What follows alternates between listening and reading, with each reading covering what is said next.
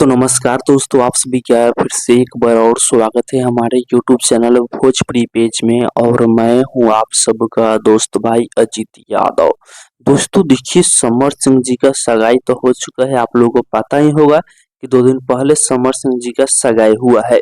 और दोस्तों देखिए, समर सिंह जी अपने होने वाली दुल्हनिया के बारे में क्या बोले हैं जी, आप लोगों को बता दें कि समर सिंह जी अपने सोशल मीडिया फेसबुक पेज के जरिए 3-4 तस्वीर शेयर किए हैं और शेयर करते हुए लिखे हैं, आप जैसा पार्टनर पाकर यूं लगा हजारों मुश्किलों के बावजूद ये जीवन कितना सरल है। तो दोस्तों देखिए, कहीं ना कहीं समर सिंह जी का जो सगाई हुआ है, होने वाली दुल्हनिया है, वो काफी ज्यादा भाग्यशाली है। और समर सिंह जी भी काफी ज्यादा खुश लग रहे हैं, क्योंकि इस पोस्ट में आप लोग मतलब इस पोस्ट के जरिए आप लोग समझ सकते हैं।